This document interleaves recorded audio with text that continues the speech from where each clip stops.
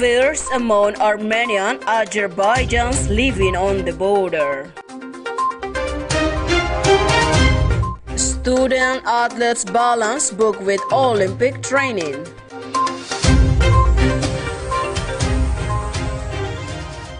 Hello viewers, welcome back to TV Education Timor in the Voice of American News. Thanks for joining us today. I'm Dorseli Lifania. I will bring you the latest news, sharp and reliable from all around the world. The VOA and TV Education Timor cooperate to deliver Voice of American News through the TV Education Timor channel. Well, let's begin the news for today.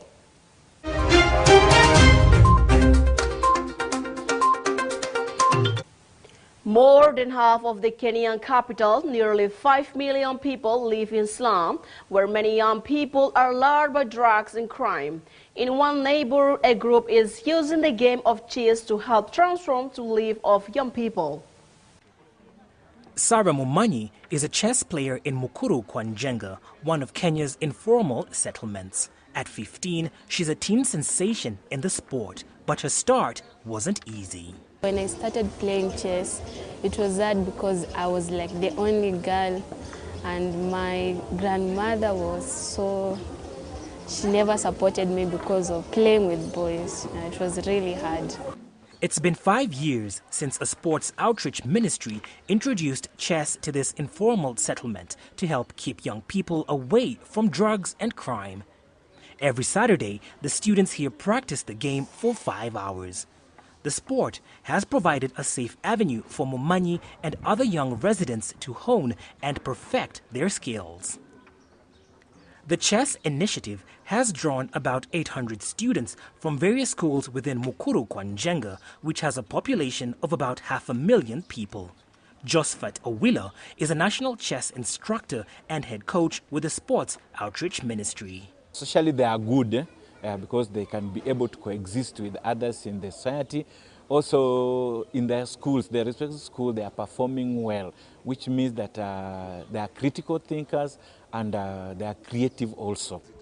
John Mukabi, the head of Chess Kenya, the national body that manages the sport, told VOA the sport faces challenges in the country. For these informal settlement areas like here in Mukuru Kwanjenga, they don't have internet connection. They need laptops and things like that, and also chessboards. Still, the young residents play the game despite obstacles. As for Momanyi, she continues to practice every day and hopes to one day become a grandmaster. Lenny Rovaga for VOA News, Nairobi, Kenya. Pastor Chef Shimi Aaron fell in love with babkas, a dessert that originated in Eastern Europe in the 19th century. Aaron started making his own, and today he is teaching others how to make this unusual pasta. Shimi Aaron was born and grew up in Israel in a large family with rich culinary traditions. But it was the babka, a pastry that originated in Eastern Europe in the 19th century, that he fell in love with. You know, I was very fascinated with the aesthetic of it and the way it looked, and I thought, oh my God, I can dress it up, I can make it look like this, I can make it look like that, and you know, this is exciting to me. I like taking things and improve them. In the Jewish communities where the pastry originated, babkas traditionally contained dried fruit and cinnamon, rolled into an intricate swirl of dough and baked in a tin mold. Its name is Yiddish for little grandmother and is thought to have originated in Ashkenazi communities of Poland and the Ukraine. The pastry was created by adding cinnamon to the leftovers dough from traditional Jewish challah bread and baking it. Chocolate babkas didn't really catch on until much later. When Ashkenazi families immigrated to New York in the 20th century, they discovered chocolate and all kinds of luxurious ingredients they hadn't even dreamt of in their homeland. These days you can get almost any kind of babka imaginable, from cinnamon to Nutella to apples and even feta cheese. Aaron is based all the way across the country in Los Angeles, California. His babkas have a unique West Coast spin, a little lighter but just as full of flavor. Okay, I'm using orange, I'm using chocolate, like why won't I just try and incorporate like the two of them and just create something together? And then I started cooking it and I realized that every time I cooked it, without chopping it, I used to eat the orange. And I thought, you know what, this is really nice. Why wouldn't I just chop it, put it on top of the babka, and then everyone can have it with the babka, and they can have a slice, you know, and a bite with the oranges, with the roses, with the pistachios on top. And suddenly it became like a painting or a song. His chocolate recipe was a huge success, and after an article about him appeared in the Los Angeles Times, Aaron was called the king of babka.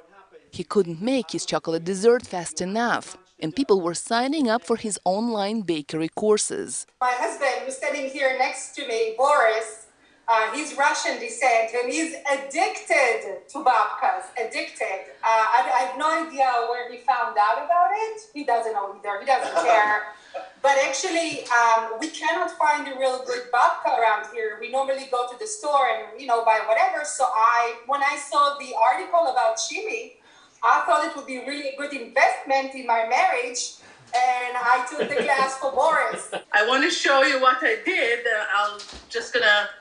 So I think, okay, you see? Wow. I think babka in general, it's a beautiful tapestry of tradition. So everyone brings his own take, own flavor, and it's just wonderful. Usually our bread is more savory, like it's with cheese, it's with garlic, the type of bread, but this one is with chocolate. It's like amazing.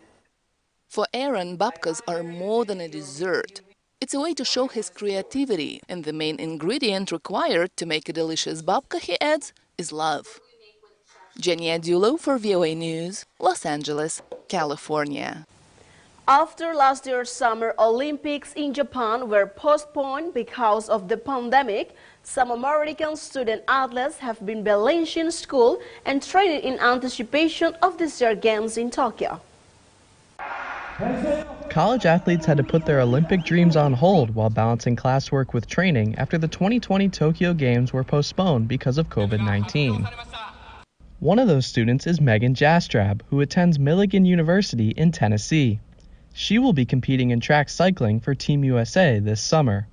To participate in the Olympics, cyclists must be at least 19 years old. But Jastrab was only 18 last summer during qualifications, turning 19 this January. The COVID delay gave her time to become eligible to ride in Tokyo. For me personally, it definitely allowed me to mature an extra year and to grow and just get more time on the track, which was really nice for me. Jastrab relocated to the Olympic Training Center in Colorado Springs from Milligan after her first semester in 2019. She's been taking virtual classes while training for Tokyo, a difficult schedule to juggle. If you're kind of getting late into the training block, the last thing you want to do is come home, open up your laptop, and do schoolwork. It's the hardest part, I think, is just like being committed to doing the school.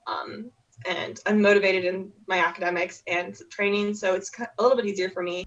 Andrew Capobianco, an American diver who attends Indiana University, says balancing school and training has helped him prepare for Tokyo. Over the past year, I've definitely learned how to balance that in a really good way, and I think that that's what kind of set me up for success leading into this Olympic year. Bulgarian swimmer Antani Ivanov, who attends Virginia Tech, says the pandemic gave him and other athletes more time to rest before the games. I think that's why we're seeing so many better results in all sports after the pandemic, because people just kind of rested mentally from the pressure and from the stress of their specific sport. Some 11,000 athletes will compete at the Tokyo Olympics. Former Olympian Paul Wylie says the student athletes on Team USA should soak up the experience and rely on the mental energy that they have built up through countless hours balancing school and training. My advice would be, you might have had to make some sacrifices to be where you are. You might have, taken some of your time away from your studies or away from your sport, but count on the training that you did with your brain to help you, because I think that was advice that was given to me before the Olympics. Connor Smith for VOA News.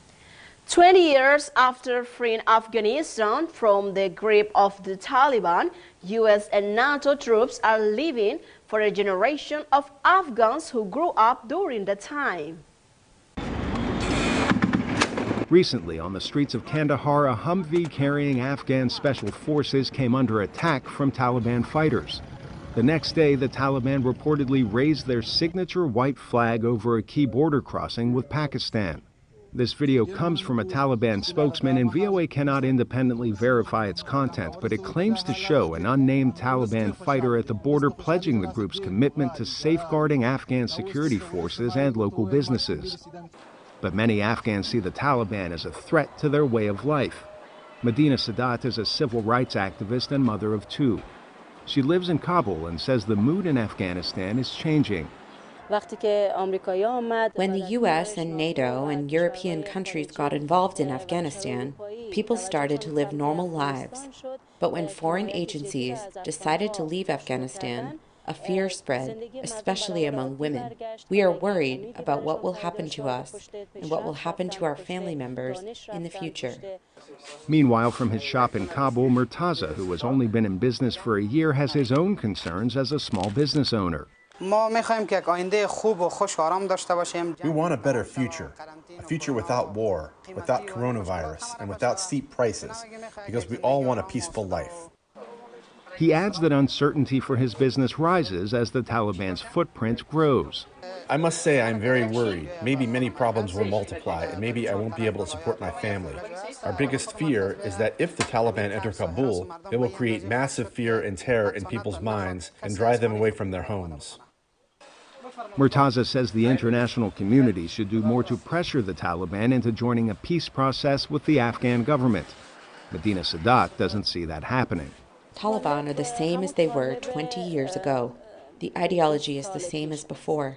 Life under Taliban rule is like you are in a cage, especially for women. Like mothers around the world, I want the best life for my kids, a better and bright future. But I don't see that for kids with the Taliban's comeback. I worry their basic rights will be violated. I am fearful for my son, but even more worried about my daughter. The Biden administration pledged ongoing financial support for the Afghan government, but those living increasingly close to the violence with memories of life under Taliban rule are concerned that pledge may not be enough. Arash Erbasadi, VOA News. Following the 44-day war between Armenia and Azerbaijan in 2020, a fragile peace between the two nations continued to hold, but in some communities the ceasefire has created new problems. In 2020, 44 days of fighting between Turkey-supported Azerbaijan and the Armenian-supported Republic of Nagorno-Karabakh left thousands of people dead. A Russian-brokered ceasefire left Azerbaijan in control of a large swath of new territory. For the residents of the Armenian village of Shurnukh, the ceasefire and the new borders have created an uncomfortable new normal. Half of the village remains on the Azerbaijani side of the new border established by the ceasefire. The other half of the village is on the Armenian side, with Russian peacekeepers sandwiched between the two. Today, dozens of families in Shurnukh are homeless because of the fighting and the new boundaries. The Armenian government has promised to build new homes for those families on its side of the border. But the idea of having Azerbaijani neighbors is troubling to some of the Armenian villagers. I can speak for myself, and that is unimaginable. In the Armenian village of Vorotan, the street signs are in both Armenian and Azerbaijani. We live in uncertainty. The future here is vague. The nights are full of fear. And for some people, the new borders have affected their ability to make a living. We have no pastures. Why else would I live here if my cattle have no place to graze? And for some Armenians, Russian involvement is the last thing they want. Of course we are afraid. It is a symbol of fear. Even though the violence has ended, some people living in the region are still uncertain about the future as they try to live on the new front lines of this long simmering conflict. For VOA Armenian, Anna Rice, VOA News. Billionaire Jeff Bezos has successfully launched into space and returned to Earth on his rocket company's first flight with passengers on Tuesday, July 20. Tonight minutes. There we go. Start. 2, 1. Ignition. We have liftoff. The Shepherd's cleared the tower. And New Shepard has cleared the tower on her way to space with our first. Our rocket went over Mach 3, and now they're coming floating back down at just. And touchdown. Welcome.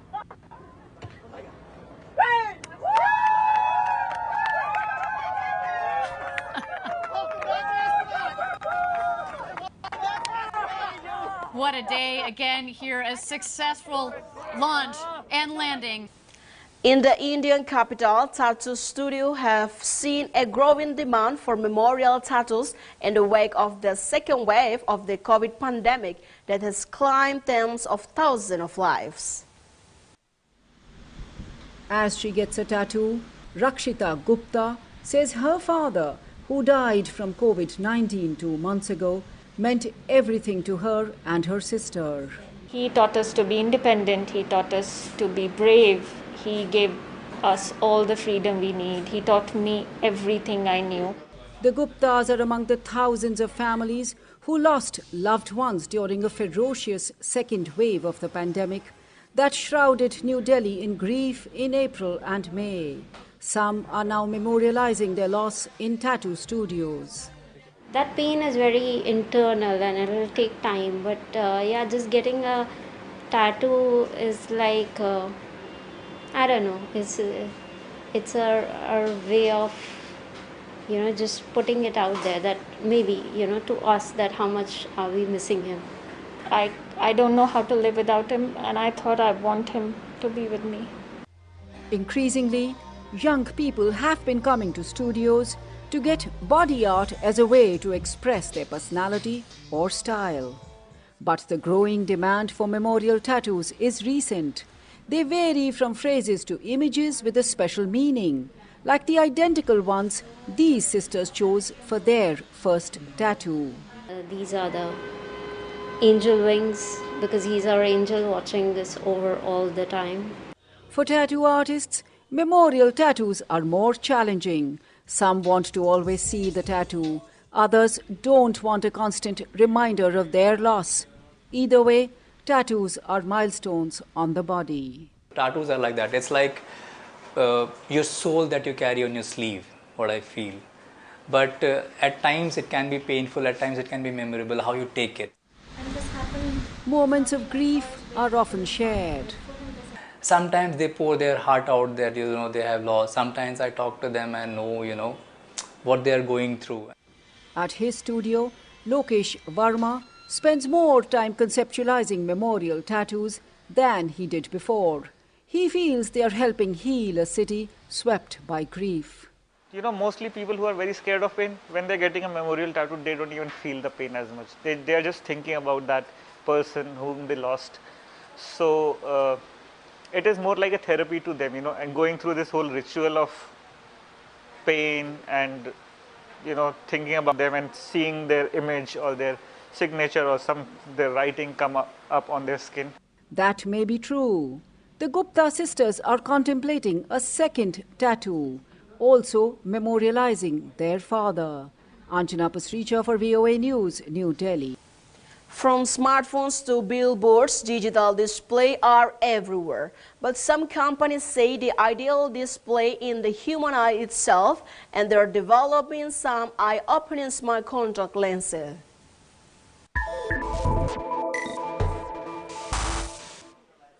We consult screens every day for information, but what if that experience could be delivered straight to your eyes? That's what some companies are hoping to accomplish with smart contact lenses. Lenses in which a user's field of vision is overlaid with digital information. You can walk around with a heads-up display 24/7 in your eyes.